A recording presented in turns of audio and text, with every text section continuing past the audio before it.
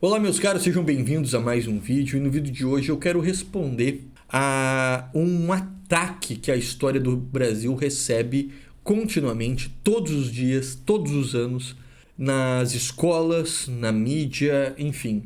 Essa ideia que está no subconsciente do brasileiro de que os portugueses que vieram para cá eram todos degredados, eram todos ladrões, eram todos perversos, escravocratas, que vieram aqui apenas para extrair as riquezas, destruir esta civilização que existia aqui, as civilizações indígenas, acabar com o meio ambiente, devastar as florestas do Brasil, enfim, tudo de ruim, tudo de podre, tudo de mal acontece a partir da chegada dos europeus aqui.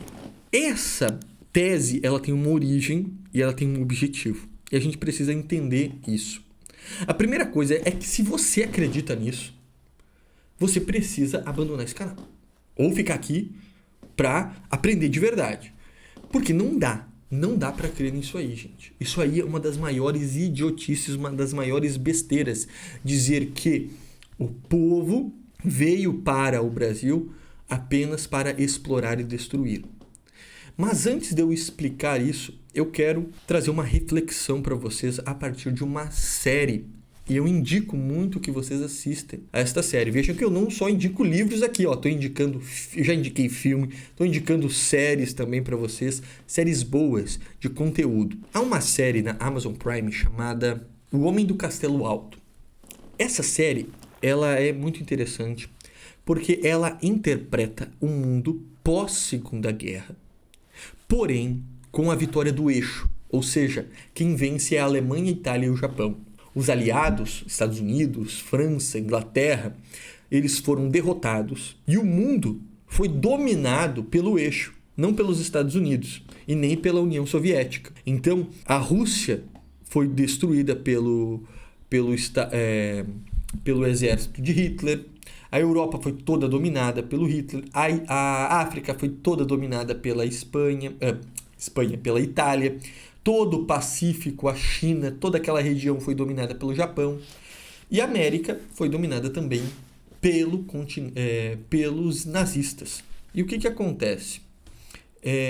Que é muito interessante. Por que eu estou falando dessa série?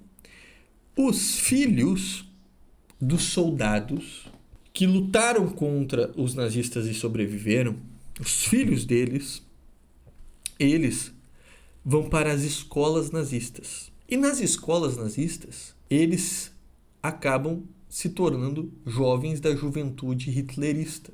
E é muito interessante que os nazistas, eles começam a reescrever a história da América. Eles começam a dizer que George Washington, Benjamin Franklin, prestem atenção nisso. Prestem atenção nisso, isso aqui é fascinante. Todos eles vieram para a América para escravizar o povo. E que o povo americano, ele tinha sido dominado, ele tinha sido controlado pelos ingleses, e todos esses fundadores dos Estados Unidos, o processo de independência, tudo isso aí foi falso, porque até hoje os ingleses e o capitalismo dominavam as pessoas, controlavam as pessoas, e que graças ao Hitler, graças aos nazistas e graças à vitória deles na Segunda Guerra, aí sim os americanos tiveram liberdade e agora sim eles conquistaram a possibilidade de ser uma nação próspera, uma nação forte, porque eles estavam sendo libertados daqueles que desde a sua fundação, desde a sua colonização, vieram apenas para destruir. Olha que interessante isso. E aí mostra os jovens hitleristas. Eu estou falando aqui várias cenas, dando alguns spoilers, mas assistam. É pequenas coisas. Eu estou aqui narrando momentos muito interessantes, que tem a ver com aquilo que a gente vive hoje, aqui no Brasil. Então, eles começam a destruir as estátuas dos fundadores, estátuas de pessoas importantes dos Estados Unidos. Eles começam a queimar as bibliotecas. Eles começam a reescrever a história, e ao ponto que eles começam a reescrever a história, isso interfere no presente e as coisas começam a ser abandonadas. Inclusive, é uma coisa muito interessante, eles destroem a Estátua da Liberdade e colocam no lugar a estátua da juventude hitlerista. percebam a maneira que esse povo fez para reescrever a história. E por que eu estou levantando isso? Porque os revolucionários, isso é uma técnica, isso é um objetivo deles, eles sempre fizeram isso, que é você reescrever a história para fundamentar a ação revolucionária. Ou seja, eu reescrevo a história, eu reescrevo o que aconteceu para fundamentar a Revolução. Quem fez isso pela primeira vez foram os franceses, na Revolução Francesa. Antes da Revolução, Diderot e Voltaire reescreveram a história da França, colocando que a igreja, a monarquia, todas aquelas instituições que fundaram a França eram perversas, que elas escravizavam o povo, que elas controlavam o povo, que elas impediam a liberdade do povo e que os revolucionários precisavam vir para libertar e dar a igualdade, a fraternidade, a liberdade para o povo.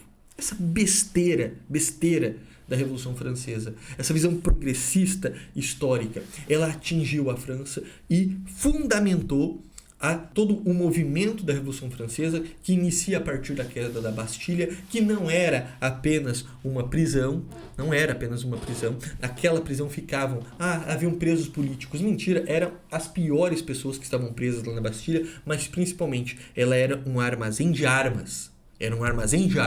A queda da Bastilha era um armazém de armas, além de prisão. Então, a partir dali, a Revolução começa. É um grande momento, épico. E o que acontece no Brasil hoje? Desde a década de 70,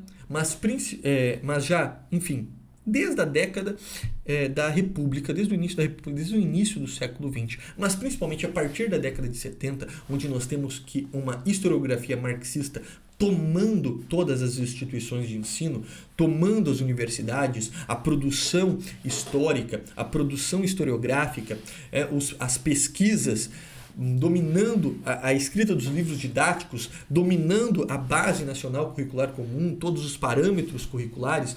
Quando essa ideologia marxista historiográfica dominou todo esse âmbito, eles começam então a reescrever a história do Brasil. De que maneira? Primeiro, excluindo a importância de Portugal, tirando Portugal como um país importante que nos fundou, mas que eles agora são interpretados como um povo que nos escravizou. Então agora Portugal não é o fundador do Brasil. Portugal é o explorador do Brasil. Portugal é aquele que vai escravizar o Brasil. O Caio Prado Júnior escreveu um dos livros mais famosos sobre a história econômica do Brasil, e neste livro é que ele criou esta tese da colônia de povoamento e da colônia de exploração, onde ele defende que os Estados Unidos, o Canadá, eles foram colonizados pelos ingleses e os ingleses fizeram uma colônia de povoamento, e na América, no Brasil, os espanhóis e os portugueses fizeram aqui apenas colônias de exploração.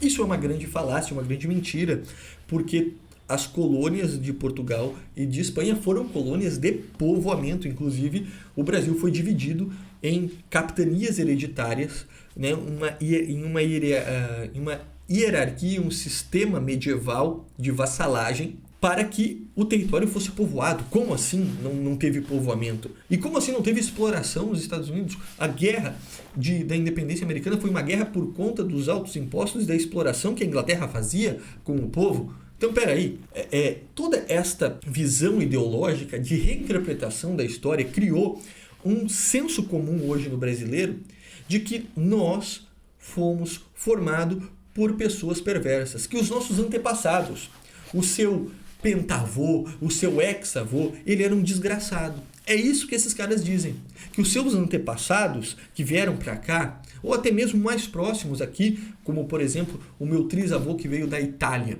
Esse cara que veio aqui, ele só veio para explorar o Brasil, veio para destruir o Brasil. Ou seja, nós não estamos cumprindo com o quarto mandamento, que é honrar pai e mãe. Só que não é honrar pai e mãe apenas, é honrar os nossos antepassados.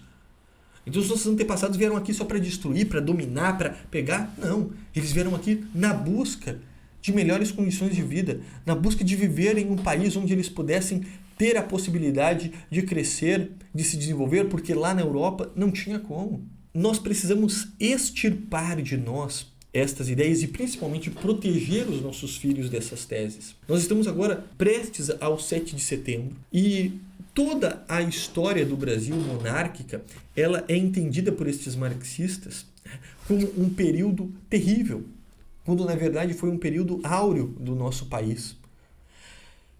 Dom Pedro I, Dom Pedro II, Princesa Isabel, Dona Leopoldina, Dona Maria, Dom João VI, todos os membros da corte, pessoas importantes que formaram o Brasil, são interpretados apenas pelas suas dificuldades e pelos seus defeitos. Um é chamado de gordo, outro é chamado de mulherengo, outro é chamado de burra, outro é chamado de louca, outro é chamado de carola. Enfim, nem mesmo a libertação dos escravos feito pela princesa Isabel que levou ela a perder a coroa. A libertação dos escravos fez a princesa Isabel perder a coroa, ser expulsa do próprio país onde ela nasceu e perder seus filhos na Primeira Guerra Mundial. Nem essa ação, esses marxistas desgraçados, eles ensinam corretamente. O que eles dizem?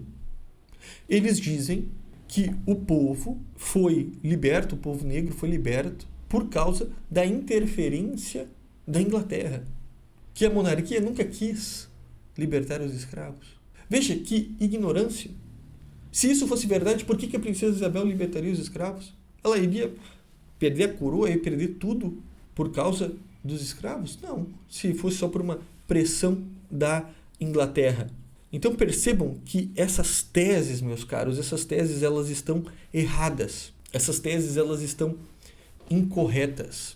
E nós precisamos extirpar e principalmente proteger os nossos filhos dessa mentalidade. Porque hoje o Brasil tem um povo que não ama o seu país. É muito interessante isso. O brasileiro não ama o seu país. Tem aquela síndrome do vira-lata, né? Tem aquela síndrome do vira-lata. É o Bostil, nada vai pra frente nesse país, devia devolver pros índios, bababá, sempre aquela palhaçada. Por que isso existe? Porque não ensinaram para nós a verdadeira história do Brasil. Porque se sim ensinassem, se nos fossem apresentada a história correta do nosso país, nós iríamos amar o nosso país. Nós iríamos perceber a grandeza de Deus. Então é por isso que você precisa conhecer a história do Brasil. Mas não apenas uma história do Brasil qualquer, mas a história da ação, da providência divina no Brasil. E eu quero te convidar para você ficar atento, porque no dia 9 de setembro, aqui no canal do YouTube, vai ter uma surpresa para você. Não perca esse vídeo.